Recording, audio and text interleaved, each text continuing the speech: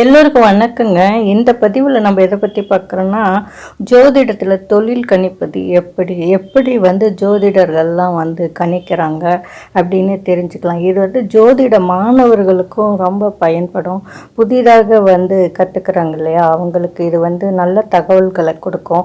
மற்றவர்களுக்கும் புரிதல் ஏற்படும். முழுமையாக பாருங்கள், உங்களுக்கும் பயனுள்ளதாக இருக்கும்.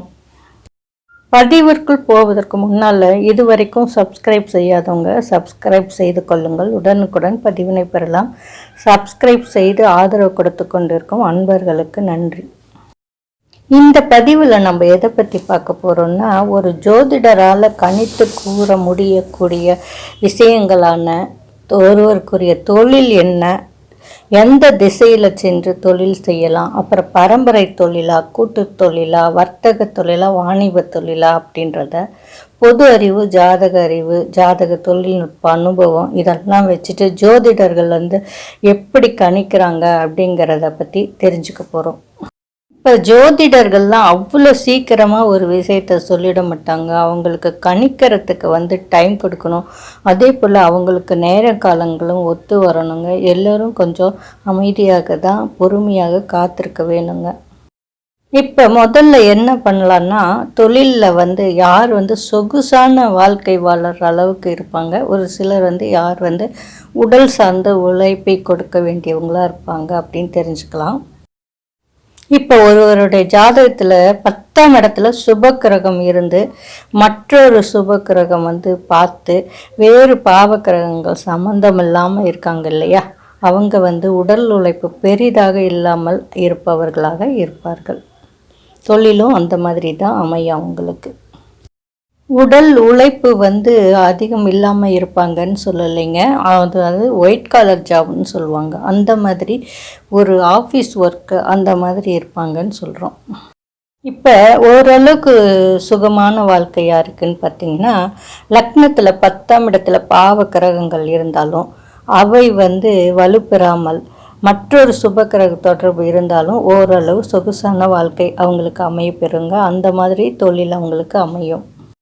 அடுத்தது என்ன பார்க்க போகிறோன்னா, உடல் சார்ந்த உழைப்பை கொடுக்கும் அமைப்பு யாருக்கு அப்படின்னு பார்த்தோம்னா, லக்னத்திற்கு 10ஆவது வீட்டில் சனி போன்ற பாவக்கிரகங்கள் அமைந்து ஆட்சி உச்சம் போன்ற நிலையை அடைந்து வலுப்பெற்று மற்றொரு பாவக்கிரக தொடர்பும் ஏற்பட்டுச்சுன்னா அவங்களுக்கு உடல் சார்ந்த உழைப்பை கொடுக்குங்க. இப்போ சுப கிரக தொடர்பு இல்லைன்னா அவங்களுக்கு உடலால் உழைத்து பிழைக்கும் நிலையில் ஏற்படுங்க. 10ஆம் வீட்டின் அதிபதி பாவ கிரகங்களுடன் இணைந்தாலும் இதே நிலைமை தான். அவங்களுக்கு ரொம்ப சுப தொடர்பு இருக்கணுங்க.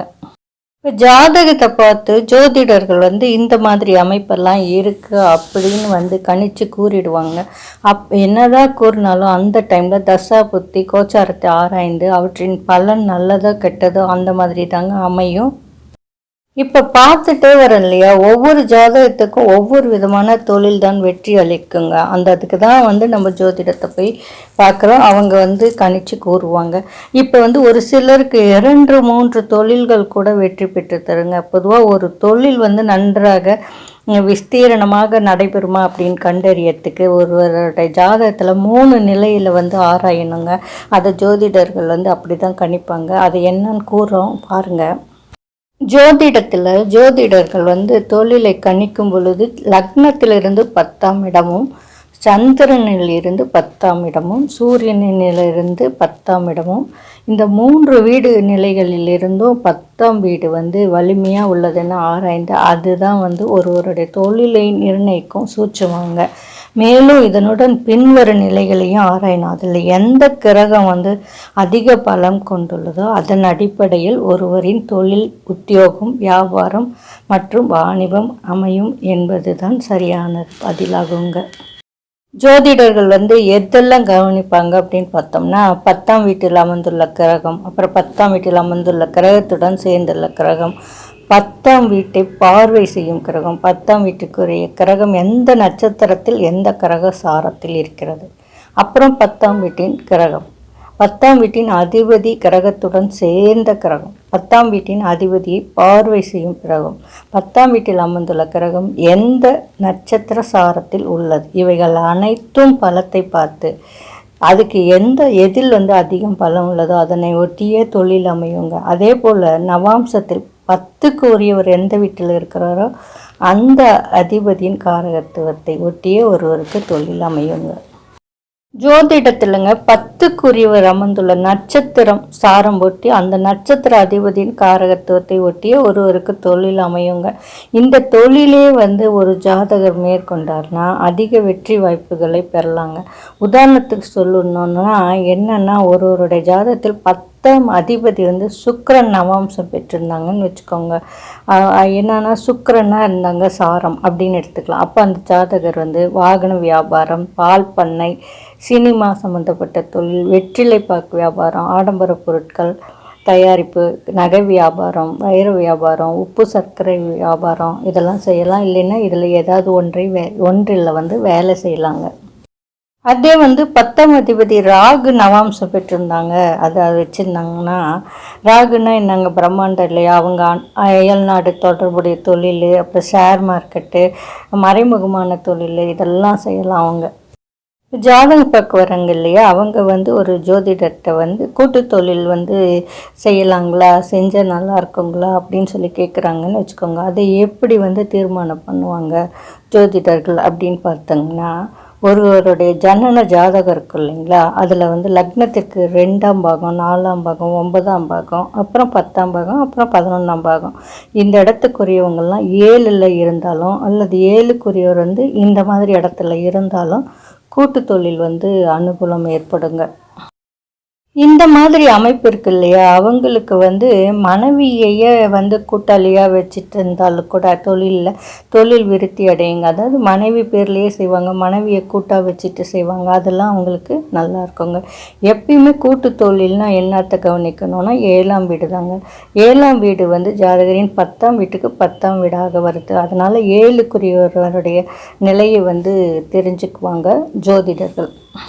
கூட்டு தொழில் செய்பவர்களுக்கு வந்து 7க்குரியவர் வந்து எந்த விதத்துலேயும் வந்து பாபிகளோட அதை அப்போ தொடர்பு இல்லாமல், அந்த 6, 8, 12ஆம் வீட்டுக்கு தொடர்பு இல்லாமல் கண்டிப்பாக இருக்கணுங்க. சுபர் பார்வையும் 2, 4, 9, 10, 11ஆம் அதிபதிகளோட தொடர்பு பெற்றுக்கிறது ரொம்ப அவசியமாக இருக்குதுங்க. சிலர் வந்து பாரம்பரிய தொழில் வந்து செஞ்சால் நன்மையாக இருக்குமா அப்படின்னு கேட்பாங்க இல்லையா, அவங்களுக்கு என்னென்னு பண்ணுவாங்கன்னா 9ஆம் இடத்தில் வந்து அதிபதி வலிமை பெற்றிருக்கணும், சந்திரன் 10ஆம் இடத்தில் நல்ல நிலையில் இருக்கணும், பூர்வ புண்ணிய ஸ்தானாதிபதி வந்து 10ல் இருக்கணும். அதே போது லக்னாதிபதி 10ல் இருப்பது மேற்கூறிய அமைப்பை பெற்றவர்கள் வந்து பரம்பரை தொழிலின் கண்டிப்பாக செய்யலாம். அவங்களுக்கு வெற்றி கண்டிப்பாக கிடைக்கும், நிச்சயமாக கிடைக்கும். ஜோதிடர்கள் வந்து ஜோதிடத்தில் உங்களுக்கு எந்த தொழில் செஞ்சால் நல்லாயிருக்கும் அப்படிங்கிறத வந்து கணிச்சு கூறுறது ஒன்று தாங்க ஜோதிடர்களோட வேலை. அடுத்து வந்து அதை நீங்கள் நல்லபடியாக எடுத்துகிட்டு போகிறது அவங்களுடைய வேலை. ஆனால் வந்து சில பேர் ஜோதிடரை வந்து குறை சொல்லுவாங்க. ஆனால் வந்து அது ஏன்னு அப்படின்னு தெரிஞ்சுக்கணும் இல்லையா. வந்து என்னென்னா உங்களுக்கு கொடுப்பினை நன்றாக இருக்க வேண்டும். இந்த அமைப்புகள் வந்து ஜாதகத்தில் இருந்தாலும் நீங்கள் தொழில் ஆரம்பிக்கும் போது தசாபுத்திகள் எல்லாம் ஒத்துழைக்கணுங்க. அதையும் வந்து ஜோதிடர்கள் சொல்லுவாங்க. நீங்கள் சுதாரித்து தான் நடந்துக்கணும். அடுத்தது வந்து உங்களுடைய கொடுப்பினை வந்து நன்றாக இருக்கணுங்க. உங்களுக்கு எப்படி அந்த வந்து அமைப்பு இருக்குது, பண வரவு எப்படி இருக்குது, அதை பொறுத்து உங்களுக்கு வாழ்க்கை அமையுங்க. அதாவது நாங்கள் வந்து என்ன சொல்கிறோன்னா, அந்த அளவுக்கு உங்களுக்கு தொழில் அமைந்து அந்த பொருளாதாரம் கிடைக்கும் அப்படிங்கிறது தான் ஜோதிடர்களுடைய கணிப்புங்க. இந்த பதிவு உங்களுக்கு பிடித்திருந்தால் லைக் பண்ணுங்கள், ஷேர் பண்ணுங்கள், கமெண்ட் பண்ணுங்கள். நன்றி, வணக்கம்.